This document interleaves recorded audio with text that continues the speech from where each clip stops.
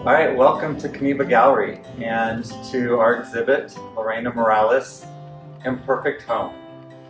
I'm here with Lorena and we're going to do a quick 15-20 minute talk with her, visit with her about the exhibit and about the works that are in the exhibit. Lorena, welcome to the gallery. Thank you. And want to talk about the works in the show specifically related to how they relate to earlier works, and then sort of what the momentum is going forward with them. But I wanted to mention that your works are always about home, right? So it's always been sort of a theme in your work that home is the subject of home. But I find that the earlier works were almost a nostalgia for home, a longing for home, a sort of home. You're from Venezuela, so it's these thoughts of Venezuela, your memories of your place. And some of the early works had hillsides and these images of sort of iconic that you would draw as a kid of a home, like a little triangle and a roof and a square, and sort of that simple form of home was sort of initial in your work. And I see that with this body of work, that form has become sculptural. Instead of just being a drawing of a form on it, it's become sort of the object. And that now you're taking that form and you're filling it in a way with detail. So let's talk. I think that you were telling me that the sculptural works in the show came before the wall works. Is that right? Yes. Okay. Yes. So do you want to talk about how those came to be? And I know we've got quite a few sculptural works here. We don't have to necessarily talk about all of them, but sort of how they came to be and what that development looked like. Okay. Well, as you see, in this body of work, I have drawings on them. And the last show I have here in 2020 were mostly drawings, Yeah. Drawings on mylar, and they were, the mylar was folded like a way to Embracing. because at that time, just before that, I was living in Africa, in Angola, next to the Congo River. Right. So by that time, I was working on those drawings inspired on the current of the Congo River. They evolved and they became topographies of a place to know. That was there, the place to know in Africa.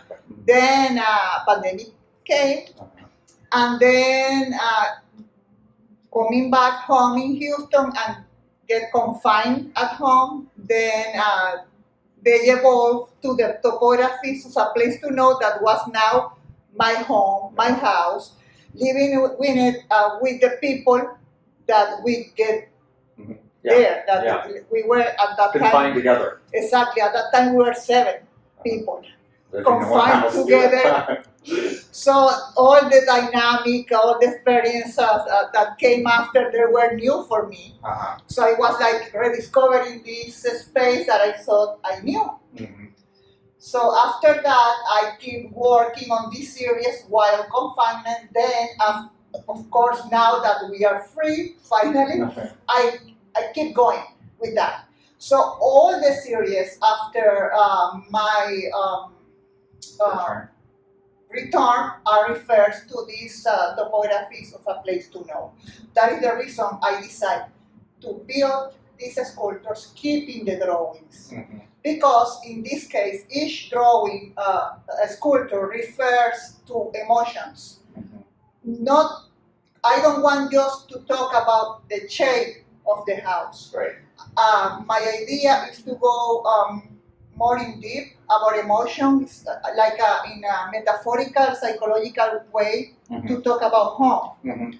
So each house or a sculpture have a different feeling or something that we experience during these difficult times and after those.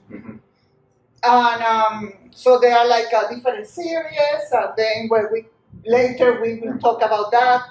And after these sculptures, these sculptures are also part of another show I have in between That was the home I carried with me. That also refers that to these emotions. So they came with that, and after that I start also doing the shelter drawings that are a continuation of the sculptures. So the works that are on the wall came out of this idea, Exactly. But became works on paper. Yes. That are actually sculptural works that are attached to the wall.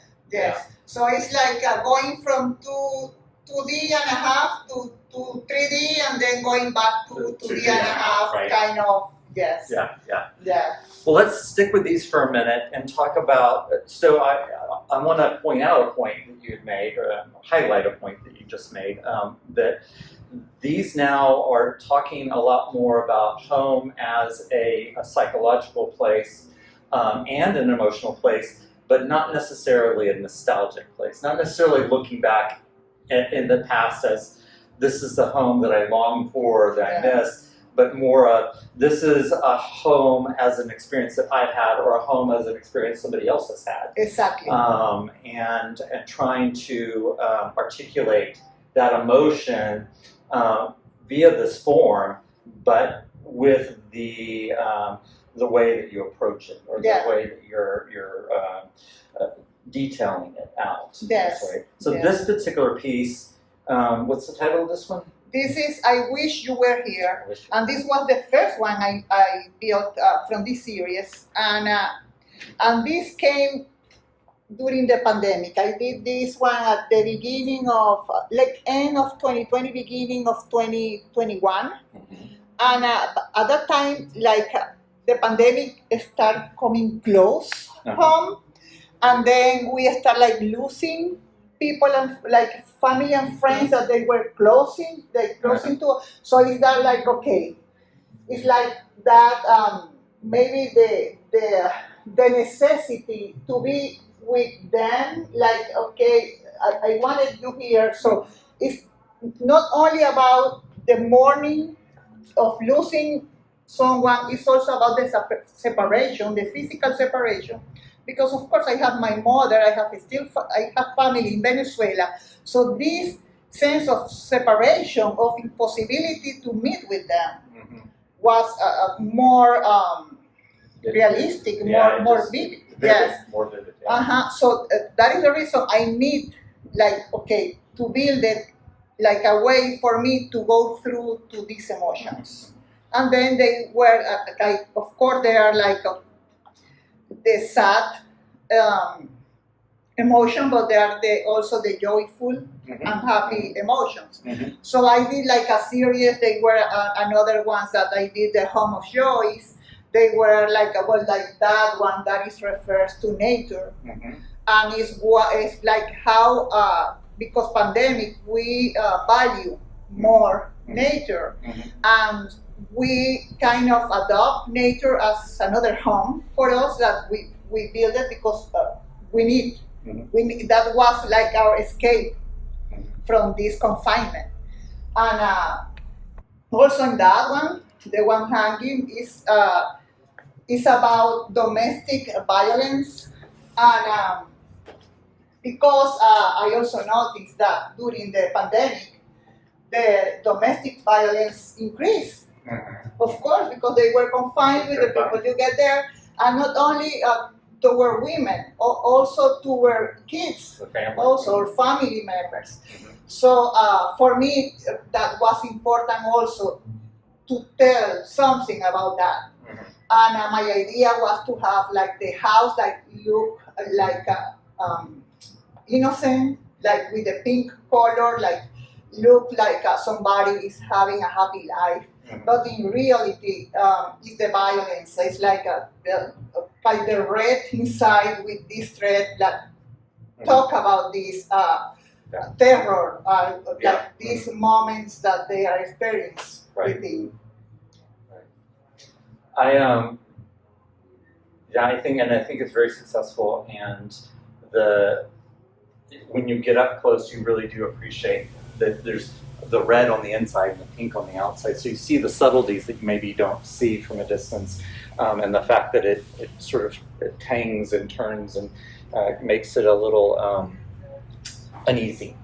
But you know, it also reminds me of from that last show that you did with us. That was the embracing thing. You had a site-specific sculpture that was made out of hanging rings that were plastic, and it was almost like life-size version of these.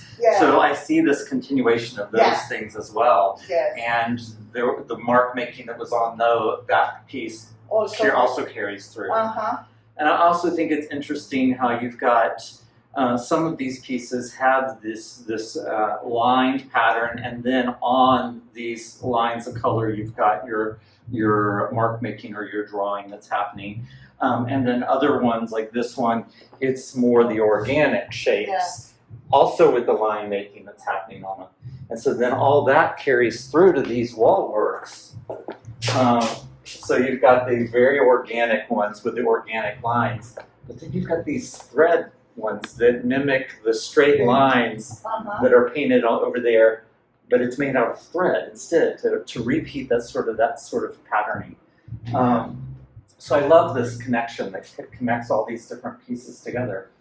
What inspired, or where did the idea to do the layers of cut paper come from? Well, you know, I always need to create or recreate dimension, like because in my concept of home is not just a flat concept. You need to go deep. You need to go. So I wanted to show everyone this depth through the work, through like the sculptures, and then there's depth to it. Yes, because then is the play with the light and the shadows. And then I wanted to have like the sense that you can walk in and out, like having hideouts.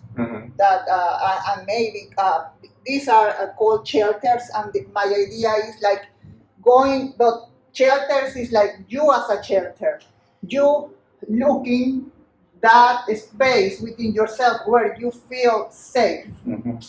So that was my idea about the shelter. So home is a shelter, but it's also the emotional concept of the home being the shelter, and you having those places that you find comfort to.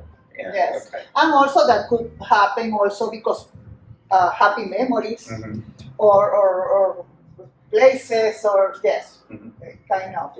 And the ones with the threads, these are part of a larger series of work I did. Is home as a paradox, and my idea was like connecting thought through the threads, like this idea of stitching my thoughts, like kind. So that is the reason they have the threads, because it's also about the memories and just going through this process of memories. And of course, home as a paradox, because we have all these different feelings within the same space.